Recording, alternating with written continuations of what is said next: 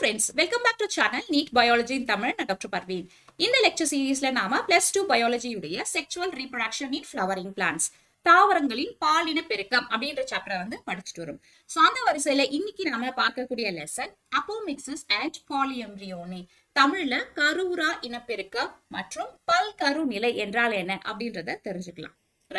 So இந்த கருவுரா இனப்பெருக்கம் அப்படின்றது ஒரு asexual method of reproduction.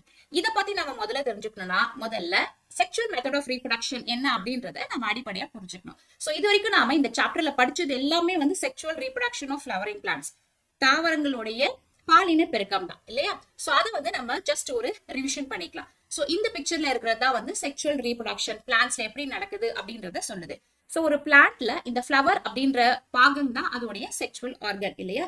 So இது செக்ஸ் ஆர்கன்ல மேல் பார்ட் இருக்கு. இதை நாம ஆந்தர் அப்படின்னு சொல்றோம். இந்த ஆந்தர்ல மைக்ரோஸ்போர் மதர் செல்கள் இருக்கு. சோ இவை மியாட்டிக் டிவிஷன் மூலமா மைக்ரோஸ்போர்களை உற்பத்தி செய்து அந்த மைக்ரோஸ்போர்கள்ல இருந்தா போலன் கிரெயின்ஸ் உருவாகுது. போலன் கிரெயின்ஸ் அப்படின்ற மகரந்த துகள்கள்ல தான் மேல் கேமெட்டுகள் இருக்கு. ஓகே, சோ இப்போ மேல் கேமெட்டுகள் உற்பத்தி ஒரு ஃப்ளவர்ல நடந்துருச்சு. அதே மாதிரி இந்த ஃப்ளவர்ல இருக்கக்கூடிய இந்த ஃபீமேல் ரீப்ரொடக்டிவ் பார்ட்டை நம்ம ஓவரி அப்படின்னு சொல்றோம். சூலகம் இதுக்குள்ள சூல் அப்படின்ற இந்த ஓவியூல்ஸ் இருக்கு. சோ இந்த ஓவியூல்ஸ்குள்ளதான் எம்ப்ரியோ சாக் அப்படின்ற கருப்பைகள் உருவாக போகுது. சோ இவை எதன் மூலமா நடக்குது அப்படின்னா இந்த ஓவரீஸ்ல மெகாஸ்போர் மதர் செல்கள் அப்படின்ற செல்கள் இருக்கு.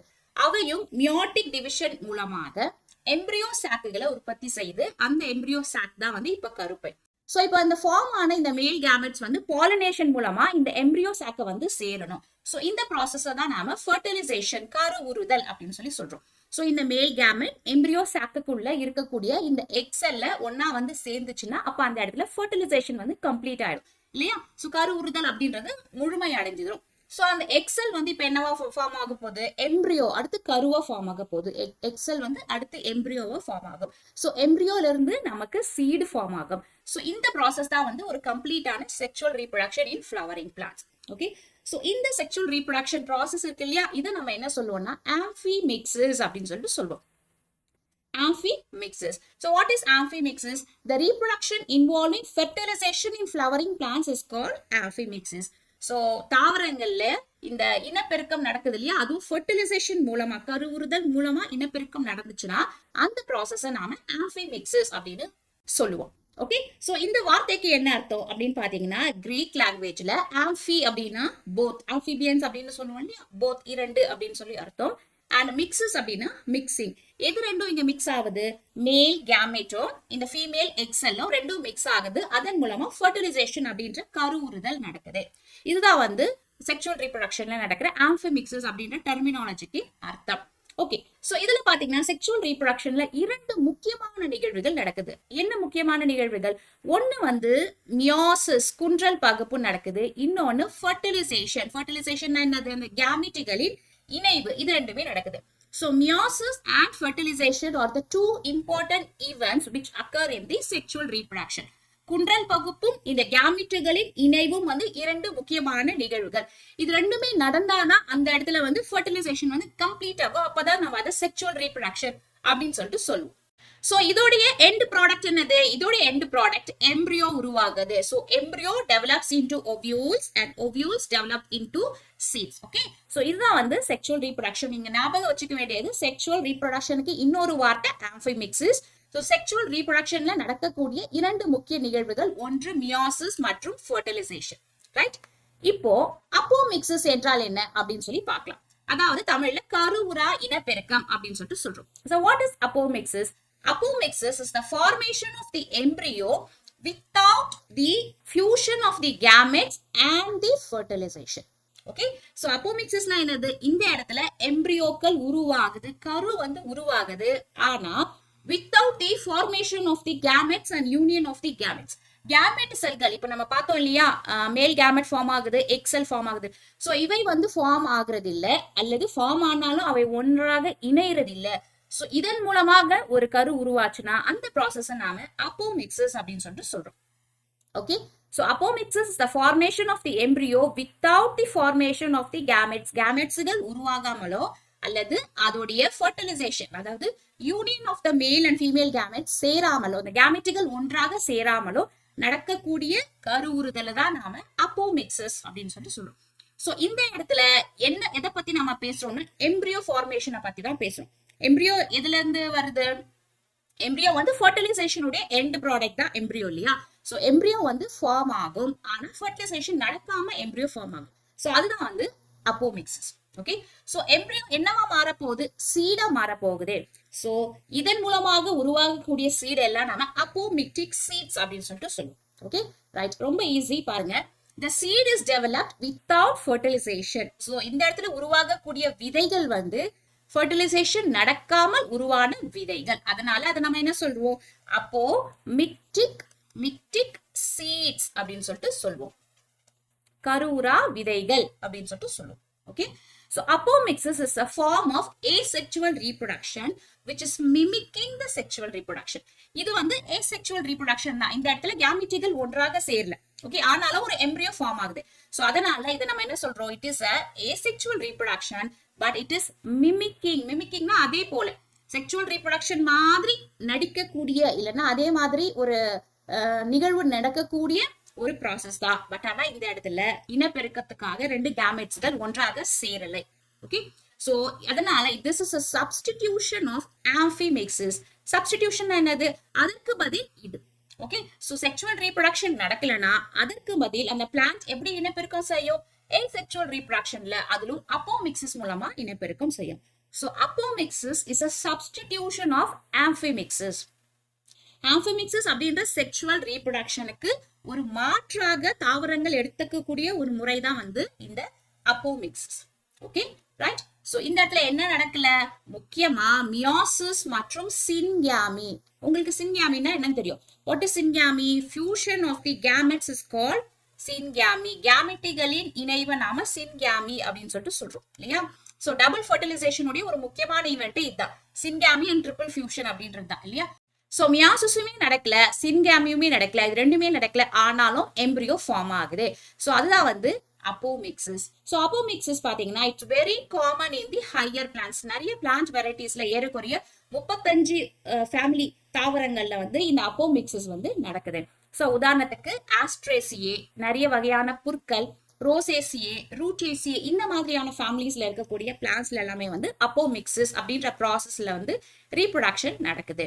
ஓகே, சோ இப்போ இந்த அப்போமிக்சிஸும் பார்த்தினோகார்பியும் ஒன்னா அப்படின்னு சொல்லி சில பேருக்கு டவுட் வரும் இல்லையா?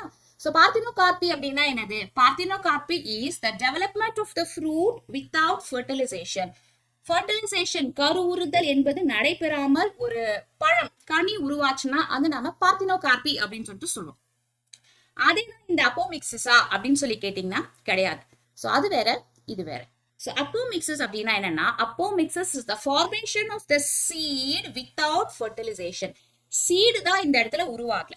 அப்போமிக்சிஸ்ல சீட் விதைகள் வந்து கருவுறாமல் உருவாச்சுன்னா அதை நாம அப்போமிக்சிஸ் அப்படின்னு சொல்லிட்டு சொல்றோம்.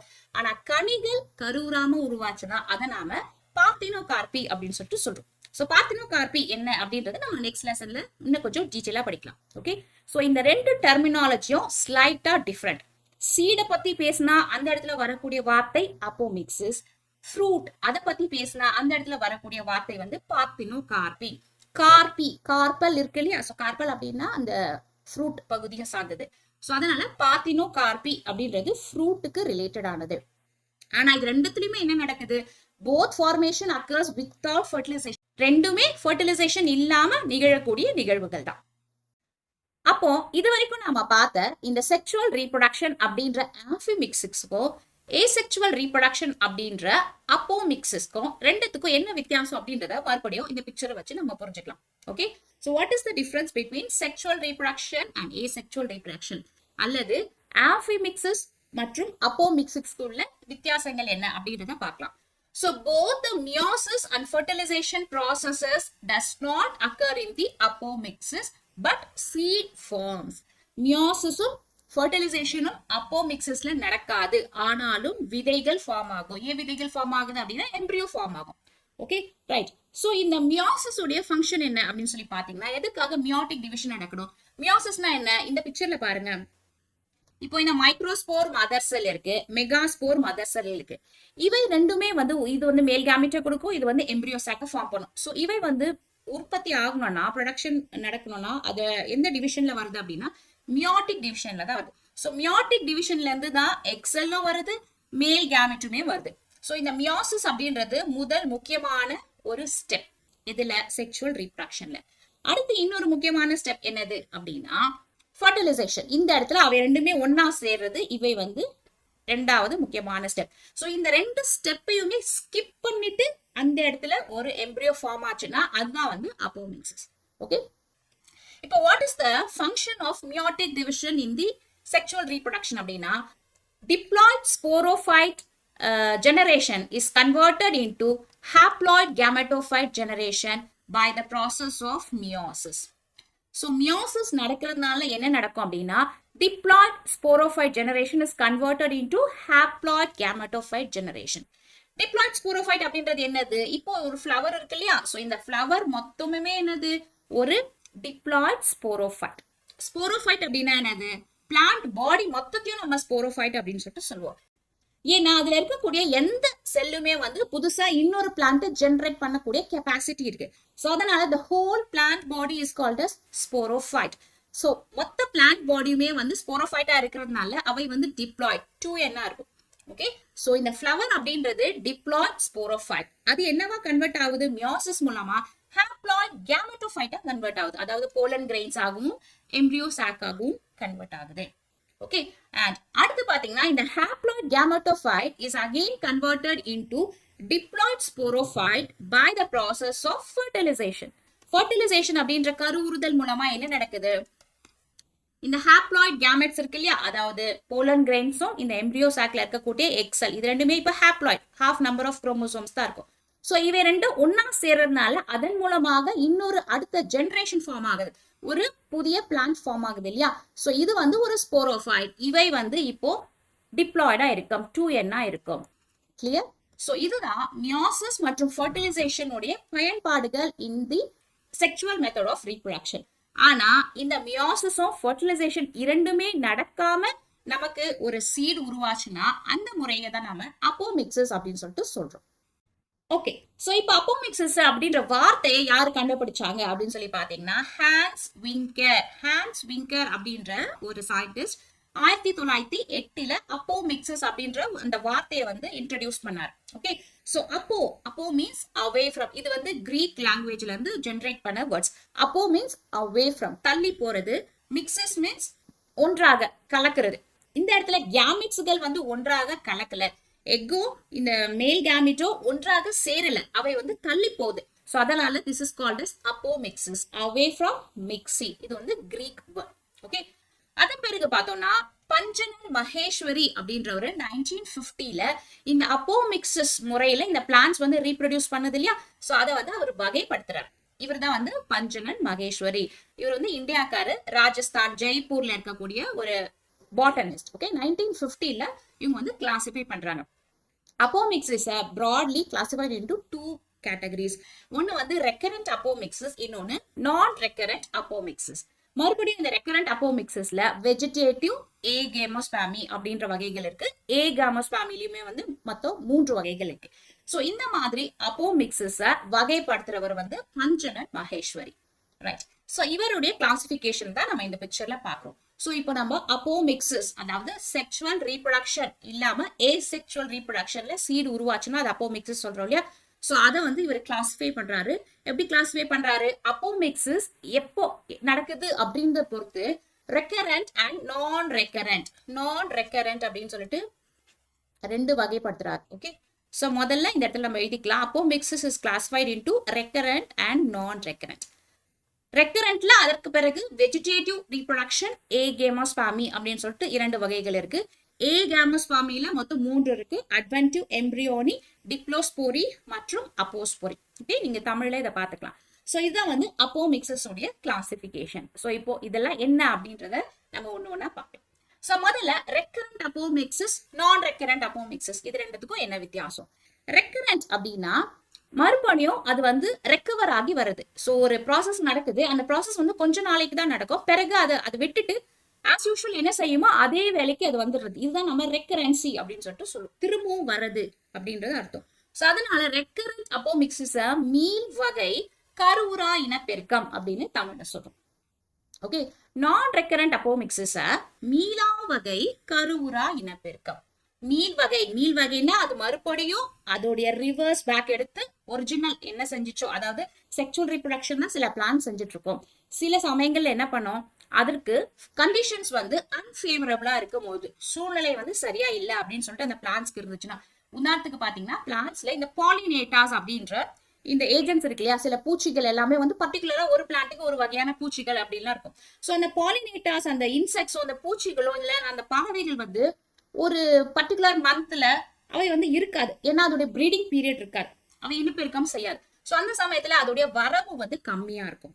ஸோ அந்த இடத்துல பாலினேட்டாஸ் இல்லாததுனால சில தாவரங்கள் என்ன பண்ணும், செக்சுவல் மெத்தட் ஆஃப் ரீப்ரொடக்ஷனை விட்டுட்டு இந்த ஏசெக்சுவல் மெத்தட் ஆஃப் ரீப்ரொடக்ஷன், அதாவது அப்போமிக்சிஸ் அது அடாப்ட் பண்ணிக்கும். ஓகே, ஸோ மறுபடியும் அந்த பிளான்ட்ஸ் அதோடைய ஃபேவரபிள் என்விரான்மெண்ட், அதாவது அந்த இன்செக்ட்ஸோடைய வருகை அதிகரித்தவுடன் இல்லைன்னா அந்த பறவைகளுடைய வருகை அதிகரித்தவுடன் மறுபடியும் அது வந்து ஏசெக்சுவல் மெத்தட் ஆஃப் ரீப்ரொடக்ஷன்ல இருந்து செக்சுவலுக்கு மாறும். ஸோ இந்த கண்டிஷனை தான் நாம என்ன சொல்றோம், ரெக்கரண்ட் அப்போமிக்சிஸ் அப்படின்னு சொல்லிட்டு சொல்றோம். ஸோ ரெக்கரண்ட் அப்போமிக்சிஸ் அப்படின்னா முதல்ல it can be reversible.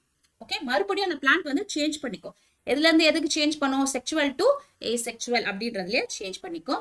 And it occurs during unfavourable conditions. So அதற்கு எப்போ சூழ்நிலை சாதகமா இல்ல, செக்சுவல் மெத்தட் ஆஃப் ரீப்ரொடக்ஷனுக்கு, பாலினேஷனுக்கு அதுக்கு சாதகமா இல்லாத போது இந்த மெத்தடை யூஸ் பண்ணிக்கும். ஏன்னா இந்த மெத்தட்ல பாலினேட்டாஸ் அப்படின்ற மகரந்த சேர்க்கையாளர்களே தேவைப்படாது. ஓகே, ஸோ இது வந்து recurrent apomixis, right? So recurrent அப்போமிக்சிஸ்ல என்ன நடக்குது அப்படின்றத நம்ம புரிஞ்சுக்கணும்னா முதல்ல இந்த பிக்சரை பாருங்க. ஓகே, ஸோ இந்த பிக்சர் அப்படின்றது எப்படி ஒரு பிளான்ட்ல நார்மலா இந்த ஓவியூல்குள்ள எம்ப்ரியோ சாக் ஃபார்ம் ஆகுது அப்படின்றத நம்ம ஆல்ரெடி படிச்சதுதான். ஸோ இந்த ஓவியூல் அப்படின்ற சூலகத்துக்குள்ள பாத்தீங்கன்னா நிறைய செல்கள் இருக்கும். அதுல நியூ செல்லாஸ் அப்படின்னு சொல்லுவோம், நிறைய செல்கள் இருக்கும். ஸோ அதுல ஒரே ஒரு செல்லை வந்து திடீர்னு என்னவா மாறும்னா வந்து சைஸ்ல பெருசாகும். அந்த செல்லை நம்ம ஆர்கியோஸ்போரல் செல் அப்படின்னு சொல்லுவோம். ஸோ இந்த ஆர்கியோஸ்போரல் செல் வந்து மெகாஸ்போர் மதர் செல்களா மாறும். இந்த மெகாஸ்போர் மதர் செல்கள் மியோட்டிக் டிவிஷன் மூலமா ஓகே 4 மெகாஸ்போர்களை உற்பத்தி செய்யும். கிளியர்? சோ இந்த 4 மெகாஸ்போர்ல 3 மெகாஸ்போர்கள் அழிஞ்சு போயிடும், ஒரே ஒரு மெகாஸ்போர் மட்டும் தான் இருக்கும். இதை நாம ஃபங்க்ஷனல் மெகாஸ்போர் அப்படின்னு சொல்லிட்டு சொல்லுவோம். சோ இந்த ஃபங்க்ஷனல் மெகாஸ்போர் அடுத்து மைட்டோட்டிக் டிவிஷன் மூலமா மைட்டோட்டிக் டிவிஷன் மூலமா என்ன ஃபார்ம் பண்ணும், எம்ப்ரியோ சாக்கை ஃபார்ம் பண்ணும். இதுதான் நார்மலா செக்சுவல் ரீப்ரொடக்ஷன்ல நடக்குது. சோ முதல்ல மியோசிஸ் நடக்கும், அதன் பிறகு மைட்டோசிஸ் நடக்கும். ஓகே, இப்போ இந்த எம்ப்ரியோ சாக் எங்க இருந்து ஃபார்ம் ஆச்சு? Embryo chalk is formed from megaspore mother செல். இந்த மெகாஸ்போர் மதர் செல்கள் கிட்ட தான் உருவாச்சு. இதுதான் வந்து நார்மலா செக்சுவல் ரீப்ரொடக்ஷன்ல நடக்குது, ரைட்? சோ இப்போ நாம இந்த அப்போமிக்சிஸ்ல எப்படி நடக்குது அப்படின்னு சொல்லி பார்க்கலாம். The embryo sac, இந்த இடத்துல நம்ம embryo sac தான் நம்ம female gametophyte அப்படின்னு சொல்றோம் இல்லையா? So the embryo sac is developed from megaspore mother cell. embryo sac எங்க இருந்து ஃபார்ம் ஆகுது? megaspore mother cell ல இருந்து ஃபார்ம் ஆகுது. Both the egg cell and the embryo are diploid. So இதுதான் இங்க முக்கியம். So கடைசில உருவாகக்கூடிய இந்த எக்ஸெல், இதுதானே ஃபைனலா இருக்கக்கூடிய எம்ப்ரியோ சாக் இருக்கக்கூடிய எக்ஸெல். இந்த எக்ஸெல்லும் அந்த எம்ப்ரியோ என்னவா இருக்கு? டிப்ளாய்டா இருக்கு, 2n இருக்கு. அது எப்படி 2n இருக்க முடியும்? யூசுவலா செக்சுவல் ரீப்ரொடக்ஷன்ல ஒரு ஃபைனலா இருக்கக்கூடிய எக்ஸெல் வந்து ஹாப்ளாய்டா தானே இருக்கணும் இல்லையா? சோ ஹெக்ஸெல் வந்து ஹாப்ளாய்டா இருக்கணும், என்னா இருக்கணும். மேல் கேமெட் வந்து மேல் கேமெட். ஓகே, சோ மேல் கேமெட்டும் என்னவா இருக்கணும்? அதுவுமே வந்து ஹாப்ளாய்டா இருக்கணும், என்னா இருக்கணும். சோ அப்பதான் அவை ரெண்டுமே ஒன்னா சேரும் போது ஜைகோட் என்னவா இருக்கும்? ஜைகோட் வந்து டிப்ளாய்டா இருக்கும், 2n இருக்கும். இதுதான் வந்து நார்மலா நேச்சுரலா நடக்கக்கூடியது. ஆனா இந்த ரெக்கரண்ட் அப்போமிக்சிஸ்ல என்ன நடக்குது அப்படின்னு பாத்தீங்கன்னா வந்து இந்த இடத்துல எம்ப்ரியோ சாக் ஃபார்ம் ஆகும். பட் ஆனா that formation is incomplete meiosis. This is due to incomplete meiosis. குன்றல் பகுப்பு அந்த இடத்துல சரியா நடக்காது, இன்கம்ப்ளீட்டா நடக்கும். சோ அதனால ஃபைனல் ஃபார்ம் ஆகுற இந்த எக்ஸெல்லும் எம்ப்ரியோவுமே வந்து ஹாப்ளாய்டா இருக்காது, டிப்ளாய்டா இருக்கும். சோ மியோசிஸ் நடந்தாலும் கடைசியில அந்த எக்ஸெல் வந்து டிப்ளாய்டா இருக்கிறதுனால அந்த இடத்துல அது பயன் கிடையாது. It could not participate in fertilisation. கரு உறுதல்ல அவைனால பார்ட்டிசிபேட் பண்ண முடியாது. சோ அதனால இந்த டைப் ஆஃப் அப்போமிக்சிஸை நாம ரெக்கரண்ட் அப்போமிக்சிஸ் அப்படின்னு சொல்லிட்டு சொல்றோம். சோ அந்த எக்ஸெல் இப்ப என்ன பண்ணும்? ஃபர்டிலைசேஷன் பார்ட்டிசிபேட் பண்ண முடியாததுனால asexual மெத்தட் ஆஃப் ரீப்ரொடக்ஷன்ல வந்து அடுத்து இனப்பெருக்கம் செய்யும். Okay, clear? So this is called recurrent apomixis. அடுத்து இரண்டாவது வகை என்னது? நான் ரெக்கரண்ட் அப்போமிக்சிஸ், மீளா வகை கருவுரா இனப்பெருக்கம். மீளா வகை அப்படின்னா என்னது? சில பிளான்ட்ஸ்ல பாத்தீங்கன்னா அவைனால செக்ஷுவல் ரீப்ரடக்ஷன் பண்ணவே முடியாது.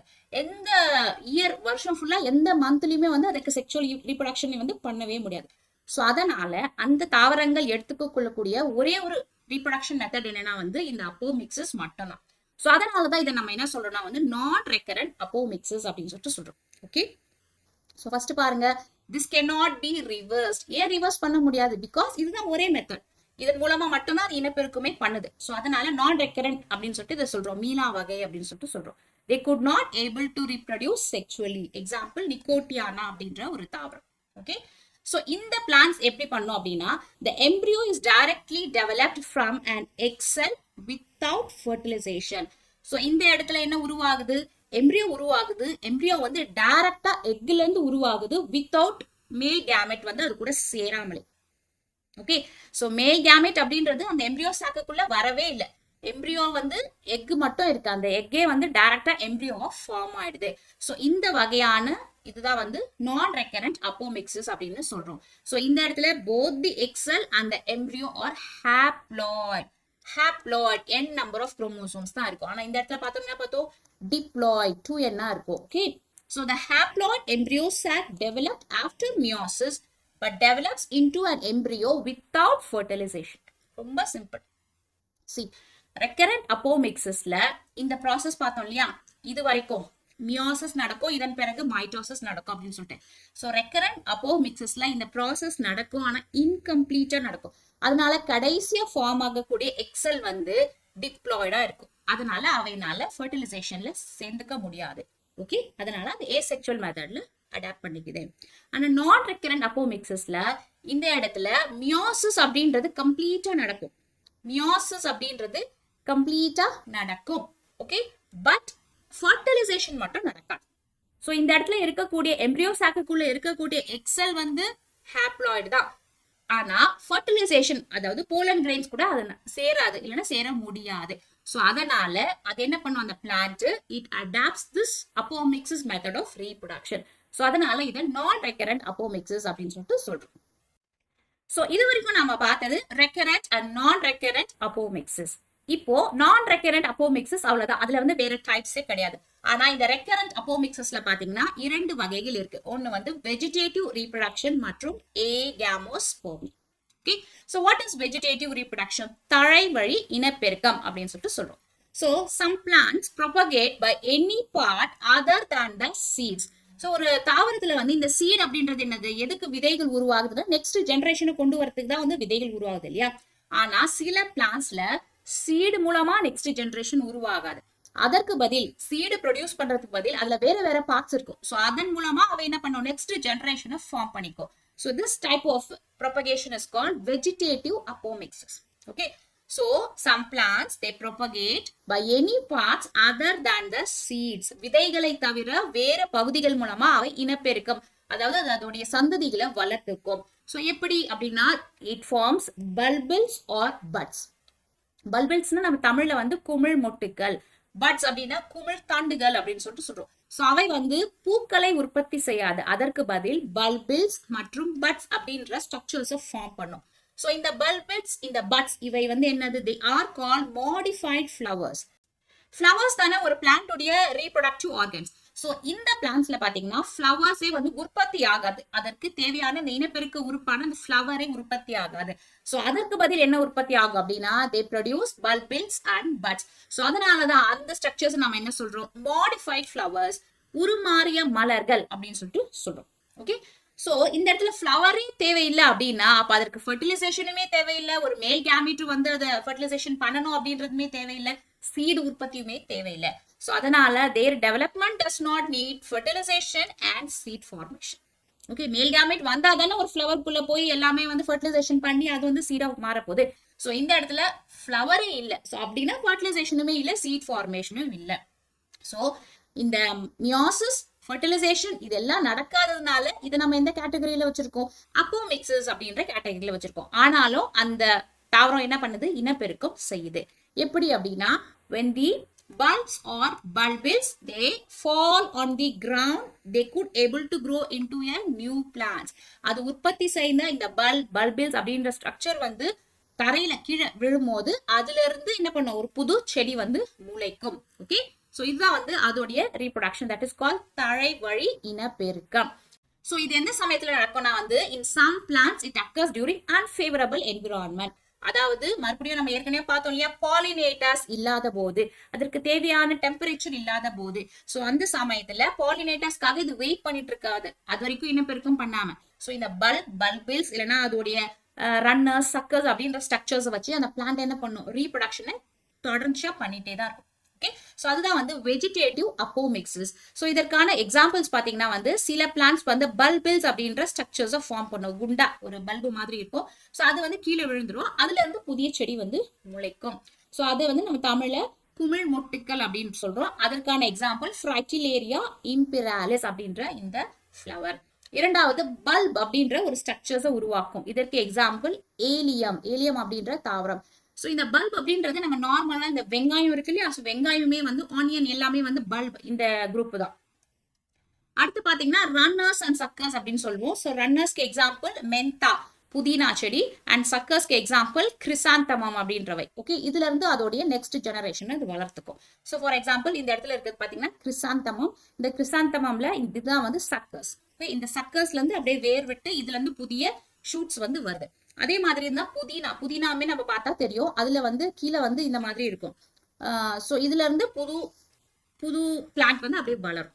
Okay, so runners and suckers. ரன்னர்ஸ்க்கு எக்ஸாம்பிள் வந்து மின்ட், இது ரன்னர், இது வந்து சக்கர்ஸ்.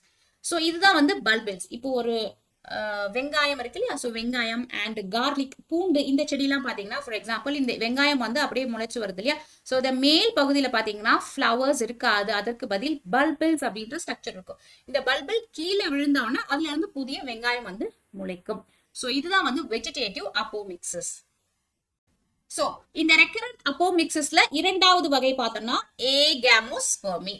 சோ ஏகேமோஸ்பெர்மி என்றால் என்ன? The process by which the embryos are formed by eliminating meiosis and syngamy. இதுதான் வந்து டெஃபினேஷன்.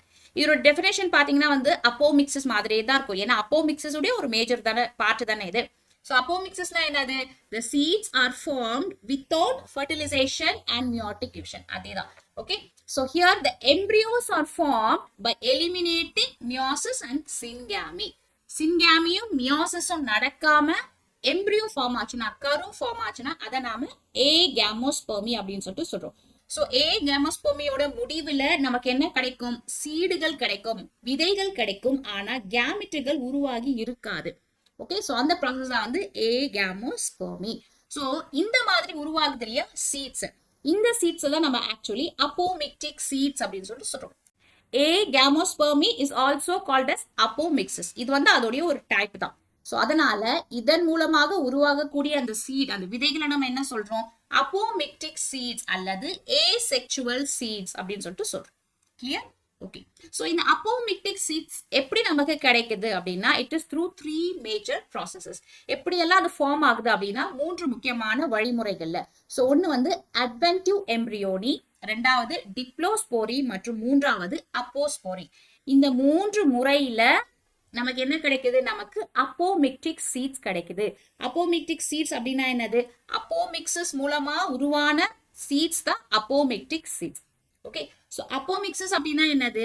சீடு உருவாகுது, ஆனா அவை உருவாகிறதுக்கு ஃபர்டிலைசேஷனோ இல்லனா மியோட்டிக் டிவிஷனோ தேவைப்படாது. செக்சுவல் ரீப்ரொடக்ஷன் இல்லாம ஏசெக்சுவல் ரீப்ரொடக்ஷன்ல உருவாகிற சீட்ஸ் தான் அப்போமிக்டிக் சீட்ஸ்.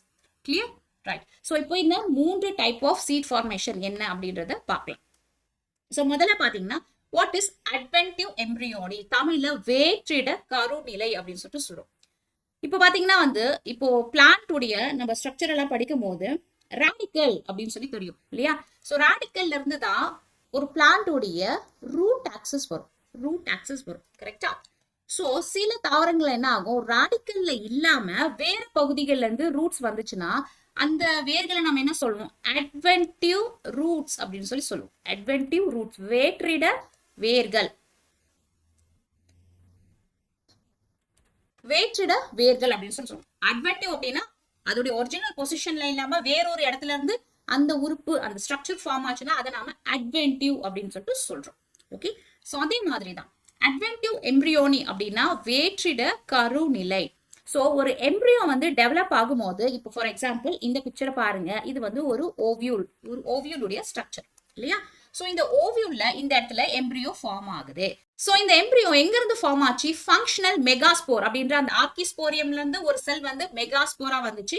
அதுல 4 செல்கள் வரும், 3 செல் வந்து டீஜெனரேட் ஆயிடும், ஒரு செல் வந்து ஃபங்க்ஷனல் மெகாஸ்போர்னு இருக்கும். அந்த ஃபங்க்ஷனல் மெகாஸ்போர்ல இருந்து தான் நமக்கு இந்த எம்ப்ரியோ சாக் அப்படின்ற ஸ்ட்ரக்சர் வருது இல்லையா? இதுதான் வந்து நார்மலா செக்சுவல் மெத்தட் ஆஃப் ரீப்ரொடக்ஷன்ல நடக்குது.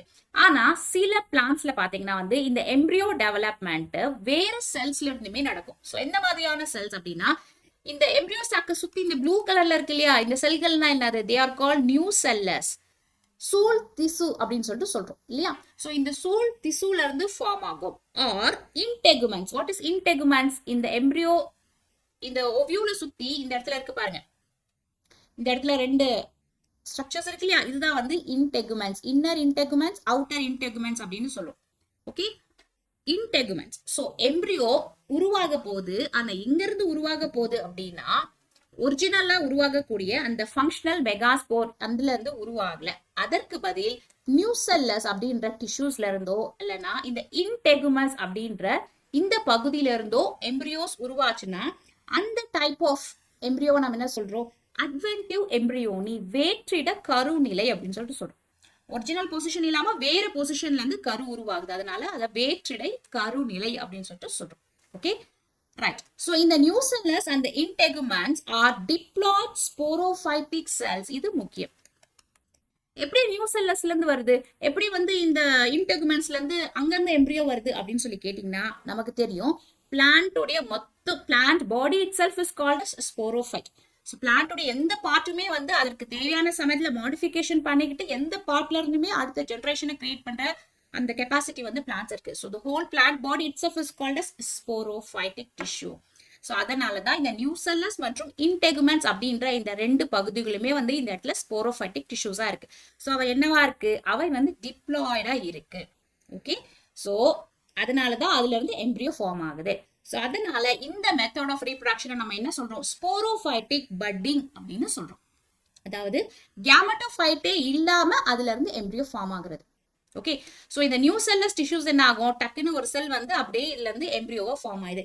இந்த இடத்துல மேல் கேமெட்டோ போலன் கிரெயின்ஸோ எதுவுமே உள்ள வரல. அப்படியே என்ன ஆகுது? அந்த பிளான்டோடைய மதர் பிளான்டோடைய அந்த நியூசெல்லஸ் இன்டெகுமெண்ட்ஸ்ல இருந்து எம்ப்ரியோ ஃபார்ம் ஆகுது without the involvement of the gamete. Male கேமெட்டே உள்ள வராம. ஓகே, ஸோ இந்த டைப் ஆஃப் ரீப்ரொடக்ஷனை நம்ம என்ன சொல்றோம்? It is called as sporophytic budding. தமிழ்ல வித்தக தாவர மொட்டு உருவாதல் அப்படின்னு சொல்லிட்டு சொல்றோம்.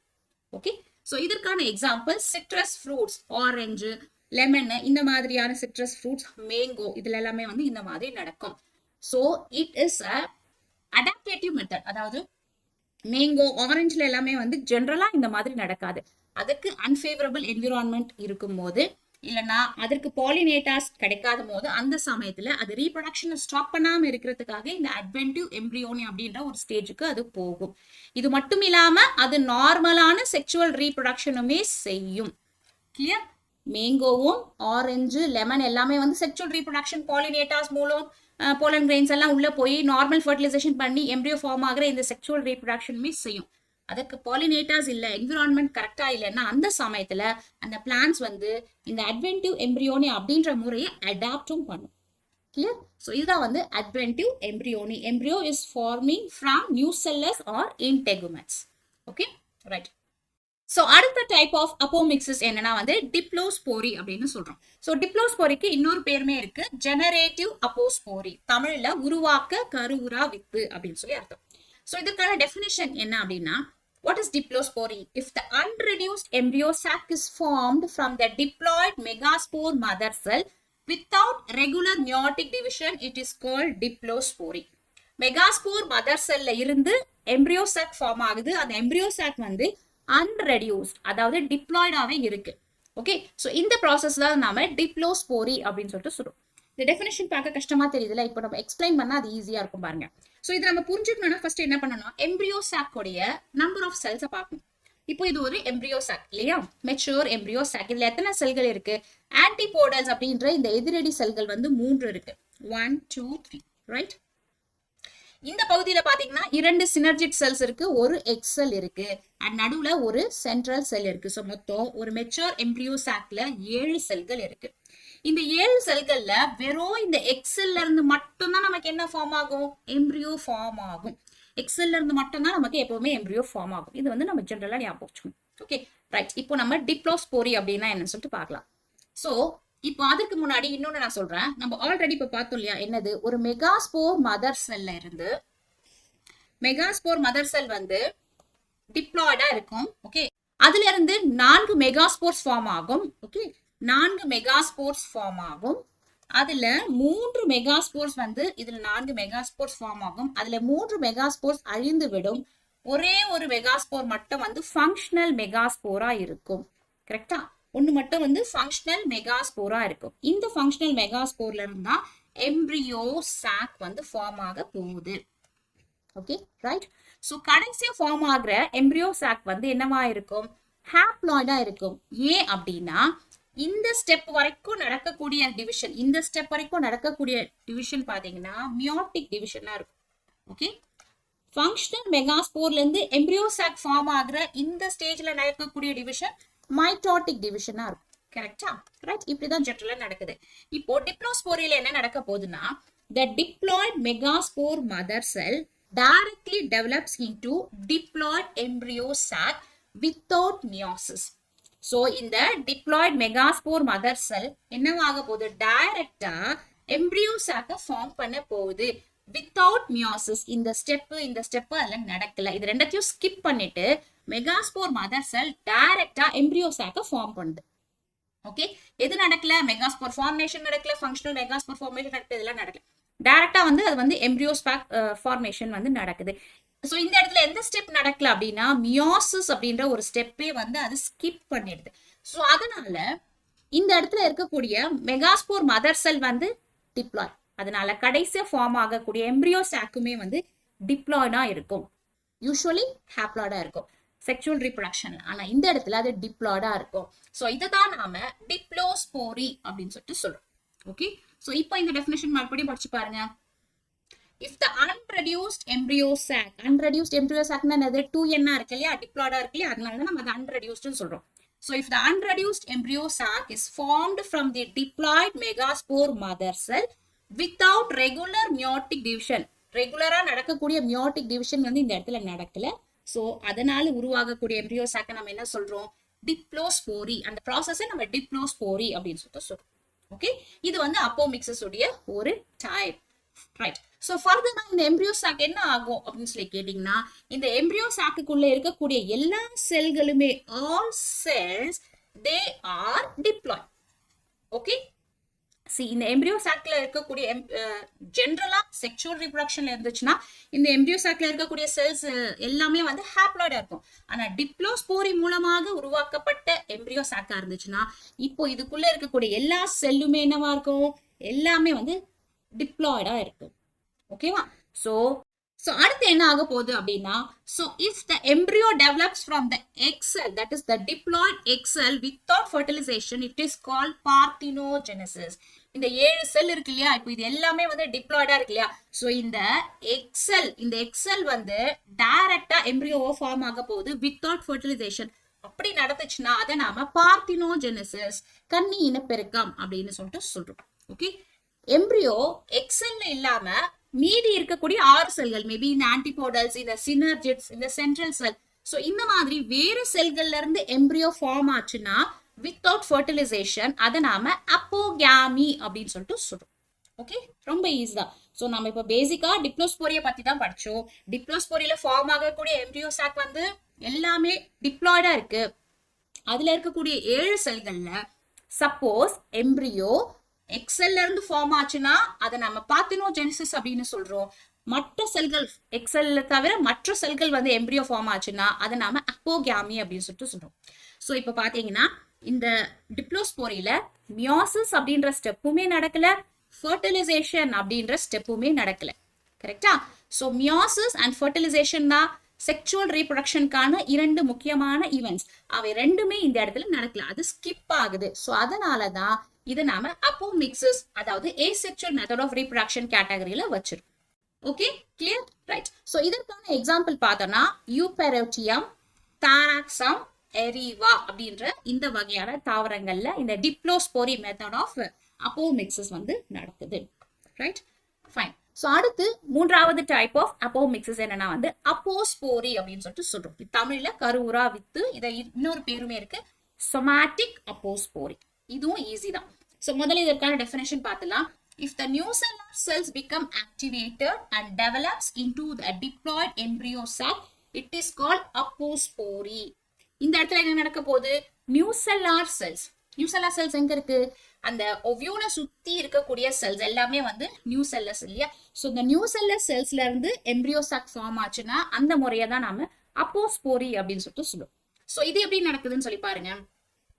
டிப்ளாய்ட் நியூசெல்லார் செல்ஸ் இருக்கு. நியூசெல்லார் செல்ஸ் நம்ம ஆல்ரெடி பார்த்தோம், இது வந்து ஸ்போரோஃபைட்டிக் டிஷ்யூ. அதுல டிப்ளாய்ட் 2n அப்படின்னு சொல்லி நமக்கு தெரியும். So if the diploid nucellar cells directly develops into a diploid embryo sac without meiosis, this process is called as appospory. Okay, so diploid nucellar cell ல இருந்து ஒரு diploid embryo sac form ஆச்சுன்னா meiosis ஏ நடக்காம இந்த process தான் அது அப்போஸ்போரி. நம்ம இதற்கு முன்னாடி பார்த்தது என்னது? இதற்கு முன்னாடி பார்த்த டிப்ளோஸ்போரி அப்படின்னா இந்த இடத்துல டிப்ளாய்ட் நியூசெல்லார் செல்க்கு பதில் என்ன இருந்துச்சு? டிப்ளாய்ட் என்ன இருந்துச்சு? மெகாஸ்போர் மதர் செல். மெகாஸ்போர் மதர் செல்ல இருந்து எம்ப்ரியோ சாக் ஃபார்ம் ஆச்சுன்னா அதை நாம டிப்ளோஸ்போரின்னு சொல்றோம். மெகாஸ்போர் மதர் செல்ல இருந்து வராம நியூசெல்லார் செல்ல இருந்து வந்துச்சுன்னா அதை நாம அப்போஸ்போரி அப்படின்னு சொல்லிட்டு சொல்றோம். ஓகே, சோ அதே மாதிரி தான் இதன் மூலமாக உருவாகக்கூடிய எம்ப்ரியோ சாக்ல எல்லா செல்ஸ்லயுமே 7 செல்ஸ்லயுமே வந்து குரோமோசோம்ஸ் என்ன இருக்கும்? டிப்ளாய்டா தான் இருக்கும். சோ அதே மாதிரி தான் மறுபடியும். So if the egg cells, okay, if the egg cells participate in the embryo formation without fertilization, it is called parthenogenesis. So இந்த diploid embryo sac ல இருந்து இருக்கக்கூடிய 7 செல்கள்ல எக் செல்ல இருந்து எம்ப்ரியோ உருவாச்சுன்னா ஃபர்டிலைசேஷனே நடக்காம அந்த முறையில உருவாகக்கூடிய அந்த எம்ப்ரியோவை நம்ம பார்த்தினோஜெனிசிஸ் எம்ப்ரியோ அப்படின்னு சொல்லிட்டு சொல்றோம். அதே மாதிரி if the embryo develops from other cells, okay, without fertilization, this is called apogamy. ரெண்டுமே வந்து சேம் தான். ஸோ இப்போ உங்களுக்கு தெரிஞ்சிருக்கும் பார்த்தினோஜெனிசிஸ் அப்படின்ற கன்னி இனப்பெருக்கம்னு சொல்றோம் இல்லையா, ஃபர்டிலைசேஷனே நடக்காம. ஸோ அது வந்து எங்க இருந்து வருது அப்படின்னு சொல்லிட்டு. Okay, clear. ஸோ இந்த இடத்துலயுமே வந்து மியாசிஸ் அப்படின்ற ஸ்டெப்புமே நடக்கல, ஃபர்டிலைசேஷன் அப்படின்ற ஸ்டெப்புமே நடக்கல. இந்த 2 ஸ்டெப்புமே இந்த இடத்துல ஸ்கிப் ஆகுறதுனால apospory is also a type of asexual method of reproduction. அதனால தான் இதை நாம அப்போமிக்சிஸ் அப்படின்ற குரூப்ல வகைப்படுத்தி வச்சிருக்கோம். ஸோ அப்போஸ்போரிக்கு எக்ஸாம்பிள் பார்த்தீங்கன்னா வந்து ஹீரியாசம் அப்படின்ற இந்த பிளான்ட் மற்றும் பார்த்தீனியம் இந்த தாவரங்கள்ல இப்படிதான் வந்து ஏசெக்சுவல் மெத்தட் ஆஃப் ரீப்ரொடக்ஷன் நடக்குது. ரைட்.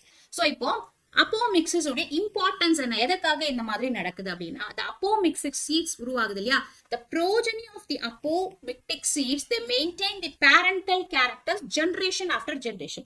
ஸோ இந்த அப்போமிக்சிஸ் மூலமா இந்த ஏசெக்சுவல் ரீப்ரொடக்ஷன் மூலமா உருவாகக்கூடிய அந்த விதைகள் இருக்கு இல்லையா, ஸோ அந்த சீட்ஸ் பாத்தீங்கன்னா வந்து 100% பேரண்ட் போலவே இருக்கும் ஆஃப்டர் செவரல் ஜெனரேஷன்.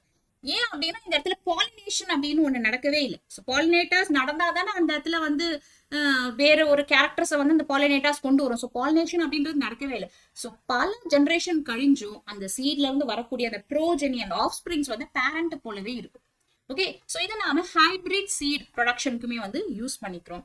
ஸோ பொதுவாக பார்த்தீங்கன்னா இந்த ஹைபிரிட் சீட்ஸ் எல்லாமே வந்து தாவரங்களுடைய உற்பத்தியை அதிகரிச்சாலும் ஒரு வருஷமே வந்து ஹைபிரிட் சீட்ஸ் வந்து புதுசா வந்து உற்பத்தி செய்வாங்க. ஏன்னா ஃபார் எக்ஸாம்பிள் நார்மலா இப்போ இது வந்து ஒரு ஹைபிரிட் சீடுன்னு வச்சுக்கோங்க. இது வந்து ஒரு நார்மலான ஒரு செக்சுவல் ரீப்ரொடக்ஷன் மூலமாக உருவான ஒரு ஹைபிரிட் சீட். ஓகே, இந்த ஹைபிரிட் சீடை நம்ம பிளான்ட் பண்ண பிறகு இதுல இருந்து வளரக்கூடிய தாவரம் வந்து அவ்வளவுதான். ஸோ அதுல இருந்து ஒரு விதை வந்துச்சுன்னா அதுக்கு வந்து இந்த ஹைபிரிட் கேரக்டர் இருக்காது. ஸோ அதனால வருஷம் இந்த ஹைபிரிட் சீட்ஸ் உற்பத்தி செய்யணும். அதனால திஸ் இஸ் காஸ்ட்லி, ரொம்ப விலை ஜாஸ்தி. ஹைபிரிட் பிளான்ட் வெரைட்டிஸ், ஹைபிரிட் பழங்கள் இது எல்லாமே வந்து விலை ஜாஸ்தி. ஆனா இந்த அப்போமிக்சிஸ் சீட்ஸ் இருக்கு இல்லையா, இந்த சீட்ஸ் வந்து எத்தனை ஜெனரேஷன் ஆனாலும் அதோட ஒரிஜினல் கேரக்டரை பிளான்டோட கேரக்டரை அதை மாத்திக்காது. அதனால இந்த பிளான்ஸை நம்ம ஹைபிரிட், இந்த சீடை நம்ம ஹைபிரிட் வெரைட்டில யூஸ் பண்ணும்போது அந்த இடத்துல it will not lose the specific characters. Okay, அதோடைய கேரக்டர் அதை மாத்திக்காது. ஸோ அதனால அதோடைய ப்ரொடக்டிவிட்டி காஸ்ட் வந்து கம்மி. அதனால ஃபார்மர்ஸ்க்கு, இந்த அக்ரிகல்ச்சரல் இண்டஸ்ட்ரி பீப்புள்ஸ்க்கு எல்லாமே வந்து இந்த அப்போமிக்டிக் சீட்ஸ் வந்து ரொம்ப பயன் தரக்கூடியதா இருக்கு. ஸோ இதுதான் வந்து இதோடைய சிக்னிஃபிகன்ஸ். ஸோ இது வரைக்கும் நாம அப்போமிக்சிஸ் அப்படின்ற ஏசெக்சுவல் மெத்தட் ஆஃப் ரீப்ரொடக்ஷன் அப்படின்னா என்ன சொல்லி பார்த்தோம். ஸோ நெக்ஸ்ட் டாபிக் பார்த்தீங்கன்னா வந்து பாலி எம்பிரியோனி, பல்கரு நிலை என்றால் என்ன அப்படின்றத சுருக்கமா பார்க்கலாம். So what is polyembryony? Poly அப்படின்னா மெனி, எம்பிரியோனா கரு. ஸோ நிறைய கருக்கள் வந்து ஒரு எம்பிரியோ சாக்குள்ள ஃபார்ம் ஆகுறது தான் வந்து polyembryony. Okay, so development of more than one embryos inside a seed is called as polyembryony. ஸோ ஒரு எம்பிரியோ தான் ஒரு சீட்குள்ள பொதுவா இருக்கும். அது இல்லாம நிறைய எம்பிரியோக்கள் ஒரு சீட்குள்ள இருந்துச்சுன்னா அதை நம்ம பாலி எம்பிரியோனி அப்படின்னு சொல்லிட்டு சொல்றோம். ஸோ இதை முதலா 1917 ஆண்டன் வான் லியூவன்ஹாக் வந்து கண்டுபிடிச்சாரு. சிட்ரஸ் ஃப்ரூட்ஸ்ல, ஆரஞ்சுல வந்து கண்டுபிடிச்சாரு. ஓகே, ஆரஞ்சு, சில வகையான ஆரஞ்சஸ்ல அதோட சீட்ல பாத்தீங்கன்னா இந்த பாலி எம்பிரியோனி அப்படின்ற கேரக்டர்ஸ் இருக்கும். Okay, Anton van Leeuwenhoek is called father of microbiology ஒரு மைக்ரோஸ்கோப்பை கண்டுபிடிச்சாரு. ஸோ அவரு தான் வந்து இந்த பாலி எம்பிரியோனி அப்படின்னு சீட்ல இருக்கு அப்படின்றத கண்டுபிடிச்சார். ரைட். ஸோ ஃபார் எக்ஸாம்பிள் இந்த பிக்சரை பாருங்க. இந்த பிக்சரை பார்த்தீங்கன்னா வந்து இந்த இடத்துல ஒரு ஜைகோட்டிக் எம்பிரியோன்னு சொல்லிட்டு சொல்றோம். ஸோ இந்த எம்பிரியோ வந்து ஒன்னு இல்லை, இந்த மாதிரி நிறைய இருக்கு. இது வந்து ஜைகோட்டிக் எம்பிரியோ. எண்டோஸ்போமிக் பார்ட், இந்த எண்டோஸ்போம் பார்ட்லயுமே வந்து இந்த இடத்துல ஒரு எம்பிரியோ, இந்த இடத்துல ஒரு எம்பிரியோ, இந்த மாதிரி நிறைய எம்பிரியோ செல் உருவாகுது. ஓகே, இது வந்து endospermic. And antipodal embryo, antipodal செல்ஸ்லயுமே வந்து இந்த ஒரு செல்லுமே வந்து ஒரு எம்பிரியோ, நிறைய கரு வந்து ஒரே சீட்குள்ள இருந்துச்சுன்னா அதான் வந்து பாலி எம்பிரியோ. ரைட். ஸோ இந்த பாலி எம்பிரியோனியை நம்ம மொத்தம் 4 வகைகளா பிரிக்கணும். எந்த இடத்துல வந்து அது நடக்குது, எங்க இருந்து அந்த எம்பிரியோஸ் வந்து வருது அப்படின்றத வச்சு இந்த மொத்தம் 4 வகைகளா பிரிக்கிறோம். ஸோ ஃபர்ஸ்ட் பாத்தீங்கன்னா வந்து கிளீவேஜ் பாலி எம்பிரியோனி, பிளவு பல்கரு நிலை அப்படின்னு சொல்றோம். அதாவது zygote proembryo sometimes divides or cleaves into many parts or units. இப்போ நமக்கு ஒரு ஜைகோட் வந்து ஃபார்ம் ஆகும் போது அந்த ஜைகோட் அப்படியே உடஞ்சி எம்பிரியோவா ஃபார்ம் ஆகும் இல்லையா? ஸோ அப்படி ஃபார்ம் ஆகும்போது இது வந்து டிவைட் ஆகுற செல்ல இருந்து ஒரு செல்ல இருந்துமே வந்து ஒரு எம்பிரியோ ஃபார்ம் ஆச்சுன்னா அதை நாம கிளீவேஜ் பாலி எம்பிரியோனி அப்படின்னு சொல்லிட்டு சொல்றோம். ஓகே, ஸோ அதற்கு எக்ஸாம்பிள் வந்து ஆர்கிட் பூ இருக்கு, அதுல வந்து இந்த மாதிரி நடக்கும். இரண்டாவது ஃபார்மேஷன் பாத்தீங்கன்னா the formation of embryo by cells of the embryo sac other than the egg cell. Embryo சாக்கில் 7 செல்கள் இருக்குன்னு சொல்லி பார்த்தோம். ஓகே, ஸோ எக்ஸெல்ல இருந்து தான் பொதுவா எம்பிரியோ வரும். எக்ஸெல்ல தவிர வேற ஏதாவது செல்ஸ்ல இருந்து நமக்கு எம்பிரியோ ஃபார்மேஷன் நடந்துச்சுன்னா அது வந்து பாலி எம்பிரியோனி. ஓகே, அது எப்படி பாலி எம்பிரியோனி அப்படின்னா எக்ஸெல்ல இருந்தும் ஒரு எம்பிரியோ வரும், மற்ற செல்கள்ல இருந்தும் எம்பிரியோ வரும். அப்போ 2-3 எம்பிரியோஸ் ஒரே இடத்துல ஃபார்ம் ஆயிடும் இல்லையா? அது வந்து பாலி எம்பிரியோனி. ஸோ உதாரணத்துக்கு சினர்ஜிக் செல்கள்ல இருந்து வரலாம், ஆன்டிபோடல் செல்கள்ல இருந்து வரலாம், எண்டோஸ்போம் செல்கள்ல இருந்துமே வரலாம். சினர்ஜிக் செல்களுக்கு வந்து எக்ஸாம்பிள் அரிஸ்டோலாங்கியா அப்படின்ற இந்த ஃப்ளவர். ஓகே, ஆன்டிபோடல்ல இருந்து எம்பிரியோ ஃபார்ம் ஆகுறதுக்கு உல்மஸ் அப்படின்ற இந்த தாவரம், அண்ட் எண்டோஸ்போம் டிஷ்யூஸ்ல இருந்து எம்பிரியோஸ் ஃபார்ம் ஆகுறதுக்கு எக்ஸாம்பிள் வந்து பெலனோஃபோரா அப்படின்ற இந்த பிளான்ட். ஸோ இவை எல்லாத்துலயுமே வந்து எம்பிரியோ எக்ல இருந்து வராம வேற செல்ஸ்ல இருந்துமே ஃபார்ம் ஆகுது. ஓகே, அடுத்து 3வது வகை பார்த்தோம்னா development of more than one embryo sac within the same ovule. ஒரு ஓவியூலுக்குள்ள ஒன்றுக்கும் மேற்பட்ட எம்பிரியோ சாக்குகள் இருந்துச்சுன்னா அந்த இடத்துல நமக்கு பாலி எம்பிரியோனிக் கேரக்டர் கிடைக்கும். ஓகே, ஸோ ஃபார் எக்ஸாம்பிள் இப்போ நாம இப்படி ஒரு ஓவியூல் வரைகிறோம் அப்படின்னா இந்த ஓவியூல்ல வந்து ஜென்ரலா ஒரு எம்பிரியோ சாக் தான் இருக்கும். கரெக்டா? ஸோ அதுல இருந்து ஒரு எம்பிரியோ வரும். ஆனா சில தாவரங்கள்ல ஒன்றுக்கும் மேற்பட்ட எம்பிரியோ சாக் இருக்கு. ஸோ அப்ப நமக்கு என்ன ஆகும்? பாலி எம்பிரியோனி அப்படின்னு நிறைய எம்பிரியோஸ் வந்து கிடைக்கும். ஸோ அதுதான் வந்து இதுக்கு எக்ஸாம்பிள்.